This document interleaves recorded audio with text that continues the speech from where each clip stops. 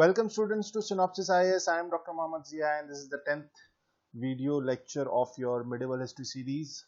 In the last video we finished the Delhi Sultanate जहां हमने पांचों जो डायनेस्टीज थी उनके बारे में पढ़ा और आज हम from north we are going to move a bit south और आज के वीडियो में हम बात करेंगे the Vijayanagar and the Bahmani kingdom की which were contemporary basically to the Delhi Sultanate more or less. So क्या था ये विजयनगर और बहामनी किंगडम?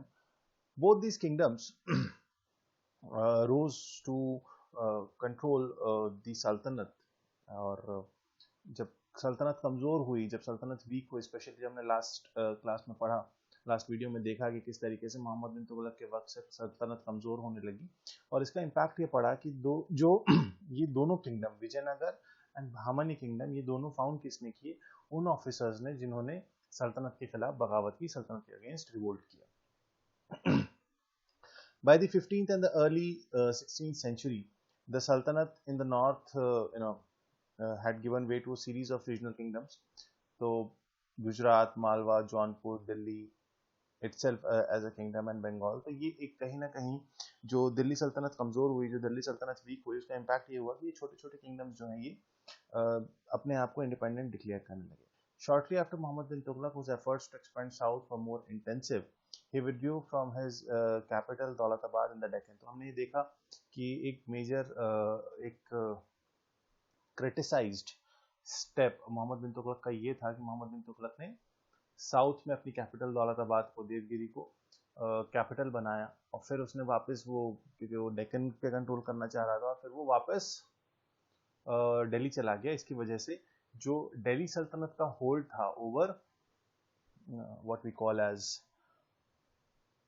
डेक्कन वो कम हुआ और इसकी वजह से साउथ रीजन में, सदर्न रीजन में, डेक्कन रीजन में बहुत सारे डिफरेंट इंडिपेंडेंट स्टेट्स निकल के आए और विजयनगर और बहामनी किंगडम उनमें से मेजर थे. The Bahmani kingdom, like the Sultanate, gave way to more localized power in the Deccan. तो जब ये बहामनी किंगडम का अगर हम समराइज देखें तो शुरुआत तो एज अ किंगडम हुआ, लेकिन लेटर ऑन ये 5 बीजापुर, अहमदनगर, बेरार, बिदर और गोलकोंडा, इसमें फर्दर ये बाइफरकेट होगा in the late 15th century in the Mughal era. Zafar Khan, also known as Bahman Shah, became the founder of an important dynasty in 1345, which ruled Deccan for almost 2 centuries, and Gulbarga was his capital instead of Daulatabad. तो ये जफर खान जो थे, बहामन शाह जो थे, इन्होंने Bahmani kingdom की शुरुआत की थी और बेसिकली ये भी ऑफिसर ही थे दिल्ली सल्तनत में. और जब इन्होंने देखा कि दिल्ली सल्तनत जो है वो कमजोर हो रही है तो इन्होंने अपना किंगडम इंडिपेंडेंट करा और इंस्टेड दौलताबाद की जगह गुलबर्गा को अपनी कैपिटल बनाया. हम पहले देखेंगे विजयनगर किंगडम, फिर हम देखेंगे Bahmani kingdom. So Vijayanagar Empire, it was from 1336 to 1672. It was a long period. इसकी शुरुआत किसने की? इसकी शुरुआत की हरिहर और बुक्का ने, the founder of the Vijayanagar city in 1336 AD on the banks of river Tungabhadra. और इनकी कैपिटल क्या थी? हम्पी. हम्पी इनकी कैपिटल थी. They served under there was a Hoysala king, Veer Ballal III, उसके अंडर ये काम करते थे और ये इन्होंने वहां से जैसे ही वो वीक हुआ, इन्होंने अलग करके विजयनगर किंगडम की, विजयनगर एम्पायर की स्टैब्लिश किया. विजयनगर एम्पायर जो है वो 4 इंपॉर्टेंट डायनेस्टीज जो थी उन्होंने रूल किया: संगमा, सुलुवा, तुलुवा और अराविदु. ये चारों नाम याद रखिएगा, इंपॉर्टेंट है. संगमा, सुलुवा, तुलुवा और अराविदु. अब देखते हैं कि इनके जो इम्पोर्टेंट, ये था विजयनगर एम्पायर. आप देख सकते हैं, तो ये Karnataka, even some parts they have touched like Orissa, और ये पूरा हिस्सा जो है डेक्कन का, ये विजयनगर एम्पायर था, this whole. So you can see a small part of Maharashtra is also there, parts of Chhattisgarh, Odisha, they were touching like Jharkhand border को टच कर रहे थे. तो दिस वाज ह्यूज. हम बात करते हैं इंपॉर्टेंट रूलर्स की. Harihar one, he was the ruler of the Sangama dynasty और इन्होंने मैसूर और मदुरई को कैप्चर किया. 1356 में Bukka succeeded him. But the most important ruler जब हम विजयनगर किंगडम की बात करते हैं, विजयनगर एम्पायर की बात करते हैं, जो सबसे इम्पॉर्टेंट रूलर था वो थे कृष्णदेवराया. और कृष्णदेवराया जो थे वो तुलुवा डायनेस्टी के थे. And he is the most famous king. जो तेनाली राम वाली जो सीरीज आती है उसमें जो कृष्णदेवराया थे, ही इज द वन. सो उनके टाइम पे एक पोर्चुगीज ट्रैवलर आया था, उसका नाम था डोमिंगो पेस. और ये जो डोमिंगो पेस था, ही सेड, मतलब जो उसका रिमार्क था regarding the king, regarding Krishnadevaraya, was that he was the most feared and perfect king there could possibly be. So he was like, उसका ये impression था. Now if we talk about कृष्णदेवराया's conquest, तो उन्होंने शिवसमुद्रम 1510 में और रायचूर 1512 में, उड़ीसा और वारंगल को 1523 में कैप्चर किया. His empire extended from river Krishna in the south to river Kaveri, north Krishna से लेके कावेरी तक और अरेबियन सी से लेके बे ऑफ बंगाल तक, जो हमने यहाँ इस मैप में देखा. So you can see this from Krishna to Kaveri and even beyond that, and this is Arabian Sea and this is Bay of Bengal. तो ये इनके उसका एक्सटेंट था कृष्णदेवराया का.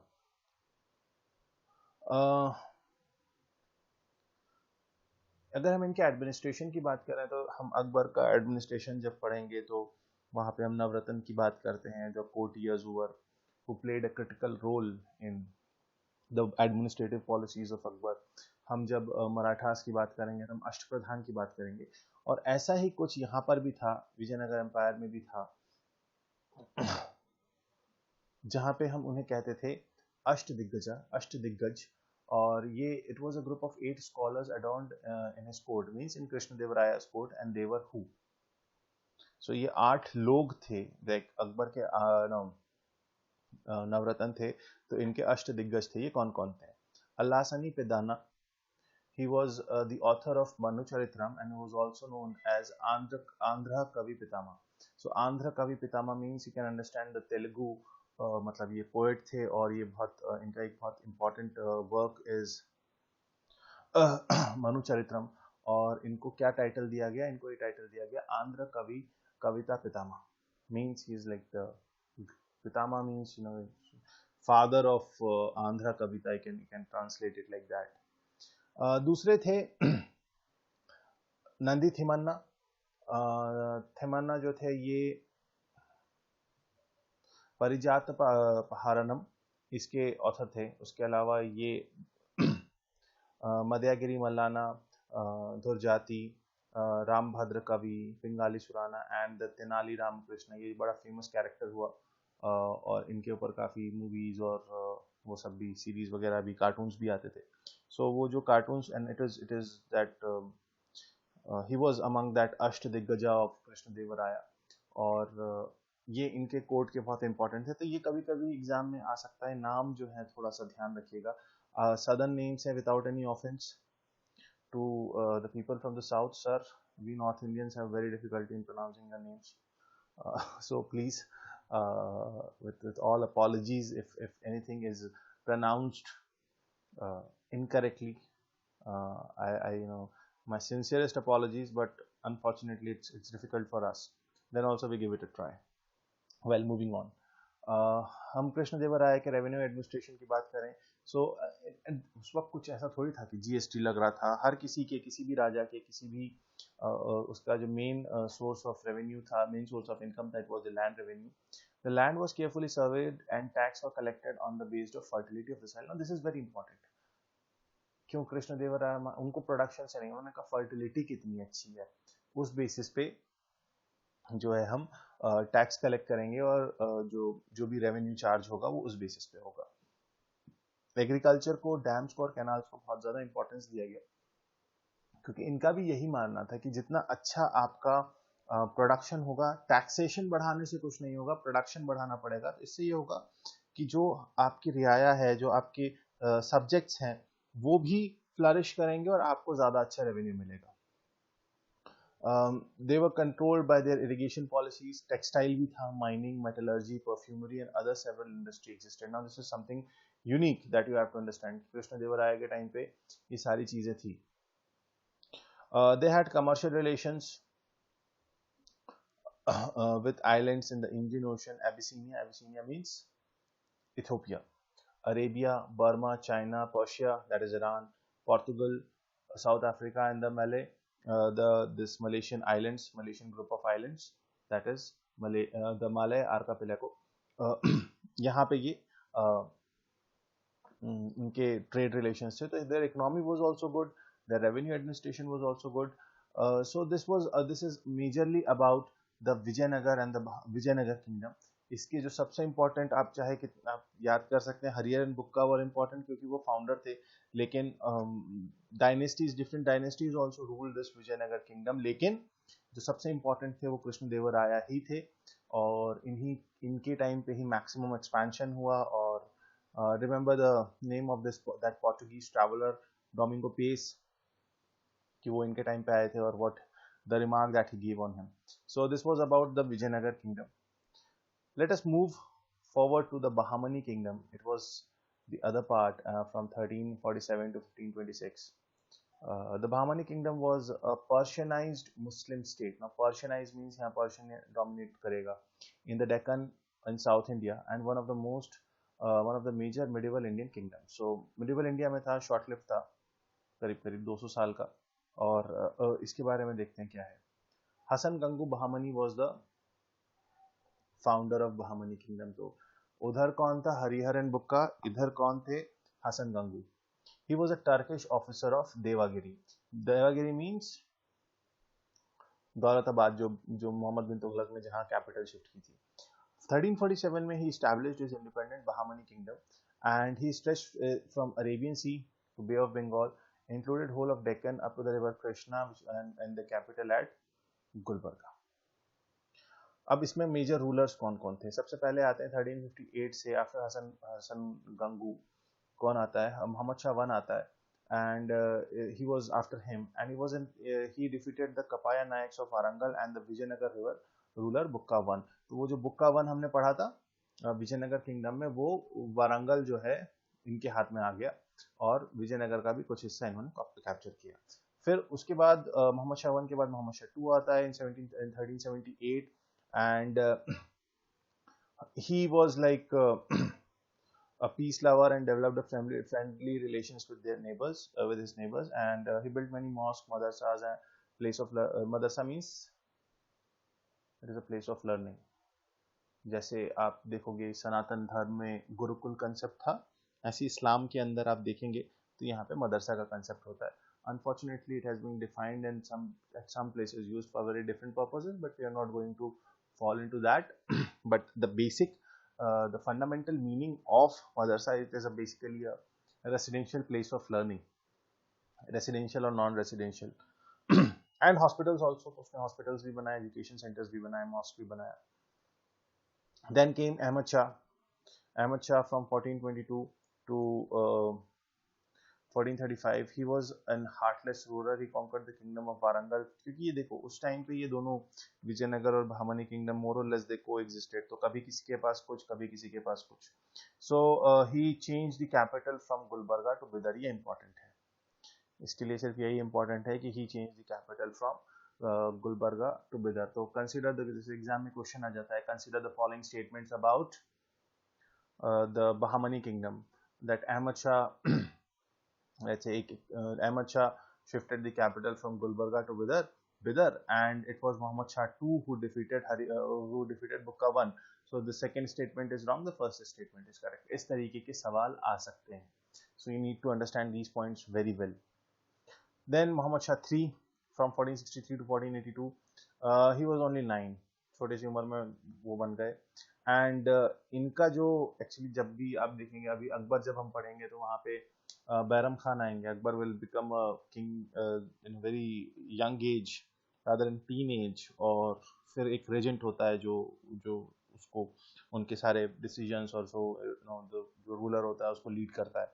सो यहाँ मोहम्मद शाह III के केस में it was Mohammad Gawan. It was his Mohammad Gawan able leadership, जहाँ पे बहामनी किंगडम जो है वो बहुत ज़्यादा पावरफुल होता है. तो कोंकण, उड़ीसा, संगमेश्वर और विजयनगर, इन सभी रूलर्स को वो हराते हैं और बहामनी किंगडम को स्ट्रेंथन करते हैं मोहम्मद गवान. तो Mohammad Gawan is an important character. कैसे आ सकता है? ऐसे आ सकता है कि मोहम्मद गवान किसके टाइम पे थे. मोहम्मद शाह 1, 2, 3, तो Mohammad Gawan is like Mohammad Shah III, ध्यान रखिएगा. Then he died in 1482. और हुआ क्या कि आफ्टर गवान तक तो सब सही चला, लेकिन जैसे ही मोहम्मद गवान की डेथ होती है और ये मोहम्मद शाह 3 भी चला जाता है, तो ये बहामनी किंगडम जो है, ये बड़ा इंपॉर्टेंट टेबल है, I have taken it from net. ये इंपॉर्टेंट टेबल यूं है क्योंकि ये मैच द फॉलोइंग में डायरेक्टली आ जाता है।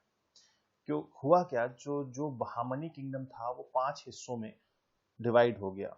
तो अहमदनगर को ऑक्यूपाई किया निजाम शाही डायनेस्टी ने या निजाम शाही रूलर्स ने, बीजापुर को आदिल शाही रूलर्स ने, बेरार को इमाद शाही रूलर्स ने, बिदर को बरीद शाही ने और गोलकोंडा को कुतुब शाही रूलर्स ने। तो ये ध्यान रखिएगा, ये you can note it down, this is important. तो after the death of Mohammad Gawan और ये मोहम्मद शाह थर्ड के बाद, दिस वाज द लास्ट जहां पे बहामनी किंगडम रिमेन्ड यूनाइटेड। लेकिन उसके बाद क्या हुआ, ये 5 हिस्सों में बढ़ गया, अहमदनगर, बीजापुर, बेरार, बिदर और Golconda. This is basically the Maharashtra and the Karnataka and some this Andhra region, ये उस region की हम बात कर रहे हैं, by the names you can understand। और हर किसी पे एक नई फैमिली, निज़ाम शाही रूलर्स थे, आदिल शाही, इमाद शाही, बरीद शाही और कुतुब शाही रूलर्स। तो ये 5 हिस्सों में बहामनी किंगडम डिवाइड हो गया और जब किंगडम डिवाइड हो जाता है तो उसका दी एंड हो जाता है।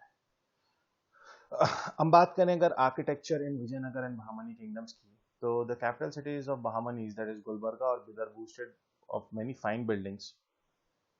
The Jama Masjid of Gulbarga important है और मदरसा at Bidar important है because they had that Persian style of architecture। But the most important building of that time and in this Bahmani kingdom was the Gol Gumbaz at Bijapur, the tomb of one Bijapur king। So ये Bijapur means आ गया आदिल शाही। ध्यान रखिएगा, ये matching में अक्सर आ जाता है। Keep this in mind, this is important। So is it and its dome, Gol Gumbaz का जो dome है, it is said to be one of the largest dome in the world। So this Gol Gumbaz is important। Inside the fort, the king of Deccan built magnificent buildings। The fort of Daulatabad and Golconda are example। Golconda का किला, if someone has visited that part, he must have seen how huge it is and how magnificent it is from inside। The new city of Vijayanagar, now it is in ruins, built by its ruler, represented by the well-known site of Hampi। तो वो जो हम्पी था वो विजयनगर की sites को represent करता है। From the account of, because हमें एज सच कई फॉरेन ट्रैवलर्स, मार्को पोलो भी उस टाइम पे आए, अब्दुल रजाक भी आए। The new elements were introduced in temple architecture.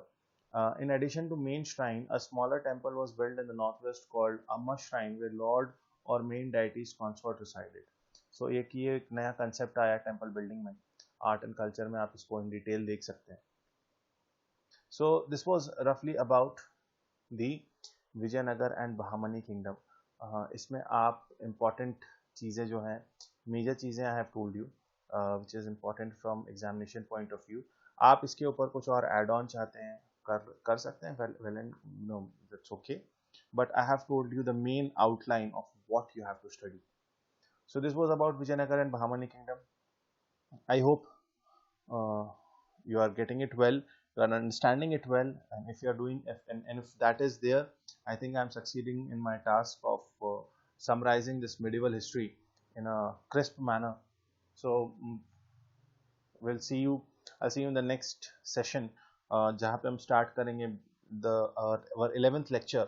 I'll start with the Mughal Empire। Till then, have a great time at home, stay safe, stay healthy। See you in the next session, thank you so much।